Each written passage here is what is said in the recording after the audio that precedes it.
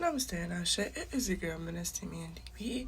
And remember that part 2 I tell you I was going to make? Well, here it is. I'm about to read you some of my personal downloads in my journal.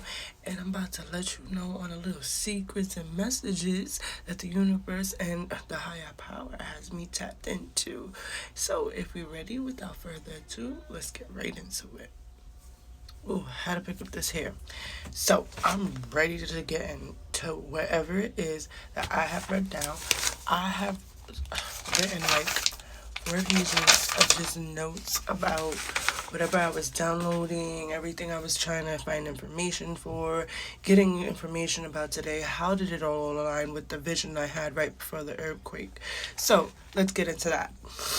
So the vision of me was looking at a crossroads. The sun was bright, however, the clouds were like gray and white, almost like today, right? And I even saw a video afterwards of the crossroads being in like an X, correct? So when I looked that up and like what did it mean, and it was just like, okay, well, the moon is like our emotions, it's mother like energy, it's, coddling and whatnot. And the sun is like our ego, our purpose, right? We learn to use it sometimes. Most of us use it more than we should, but hey, nonetheless, we learn how to put the two together. The crossroads, learning to look at the pieces in between, the space in between.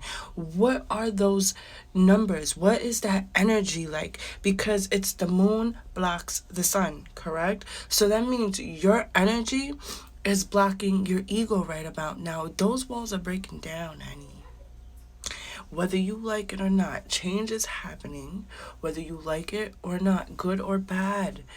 And this is time to clean house. That's what really Spirit is trying to tell us. The universe is trying to tell us. It's time for a new world consciousness. It's time for a new world change. New world order. What worked for us before doesn't work for us anymore. So we need to step up our consciousness, step up our belief, and step up our faith. Okay, so jumping back to the vision I had the other day right before the earthquake, I was actually making a video of the crossroads and the great clouds and the sun and all that. And it wasn't me in the crossroads, it was actually me looking at a shadow person, which the shadow person just to me represents more than one because it didn't have any kind of gender or preference. Let's just say that, okay? So for me, that's just in general. I tried to get the numbers of the date down, 428. I mean, I keep saying that number. That number 28 keeps coming out. I'm going to have to look that up. So, correction. For 824, I broke it down because that is how, one of the many ways I could read, is through dates, through birthdays, through signs. So, when you break it down, and yes, we are in Aries season. So if you know anything about an Aries, you know that they are all about their money. They love change. They love it, but they don't like it. They love to travel a lot, and they love new things. They love new experiences. And when you break down the 4, the 8, and the 24, what you're really getting is the eclipse all in itself, because it becomes that one number. One. The number 1 is architect, the ability to create. The mantra for that is, I am the universe and the universe is me. So if you weren't creating today or manifesting today or during the weekend, you should have been. The number 2, 2, also played a part in that date and this date. And 222 is trust, in the right place at the right time. Number 2 is trust, but with gratitude. And that's the part that people miss. The crossroads, the in-between spaces. You're so quick to get to the end, not realizing that once you get to the end, it's over. And then the change happens. And it might not be the change that you want because you was too busy paying attention to the superficial self instead of paying attention to the real you and reality and what's really going on. especially emotionally, physically, mentally, verbally. Are you paying attention to any of those things? Because I know I am. What universe was trying to communicate to me is just write you a list. Write you a list of everything you have gratitude towards, everything that you're grateful for, everything that you trust, the people that you trust, which I'll give you some of mine: my life, my kids, me, my gifts, my partner, prayer, understanding, manifestation, the ability to create. The list could go on and on. Remember, I was talking about that one number, right? 1, 1, 1, 1, 1, 1. So that really means the awakening. You're being called to attention by your angels, by spirit, by the universe, by your higher power. They want to communicate with you. They want to be around you. They want to be able to answer every question that you have. But how can you answer their, how do I want to say this? How can they answer you if you're not willing to pay attention to them? Pay attention to the synchronicities. Pay attention to the confirmations, the repetition of things. You know what I'm saying? The four foundations, laying down the pavement, trying to have solid ground, common ground, holy ground, so that you can build whatever you want. Stop building on other people's land and letting them tell you what to do and taking away what you created. We're not doing that after today. Number keeps coming out, and if you're seeing it, that's protective magic, boo. So what that means is that your angels heard you and they're protecting you with their love, their magic, God's love, God's magic.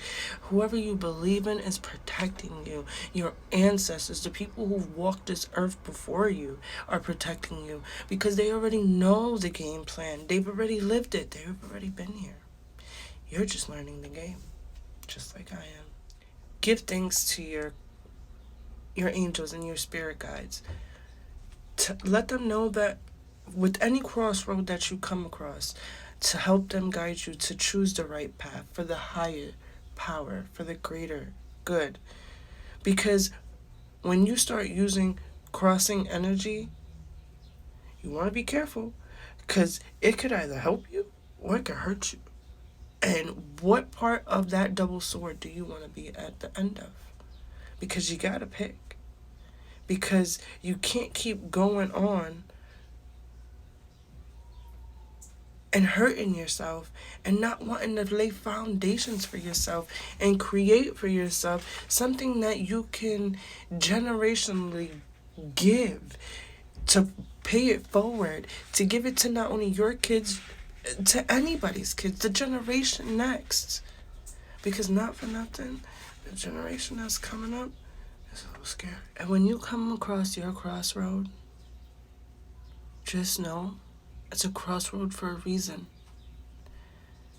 The beginning is where you choose. The ending is where you choose. A crossroad is a combination of two straight lines intersecting in the middle. Meet yourself in the middle. It's okay to have trauma. It's okay to endure everything you've endured. But you have no idea what's coming next. And you have no idea what good things or even what bad things can happen. But why waste your time thinking about that when you can be planning your next move?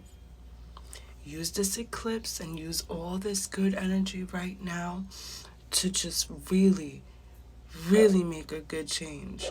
And really, and really help yourself heal and move forward, because you need it. The world needs it. We need healed people to run this world. We need logical people. We need smart people. We need empathetic people.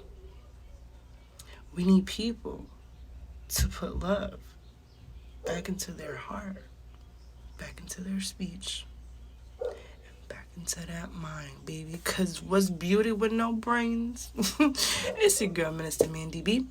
Ashe, and I hope you enjoyed the clips.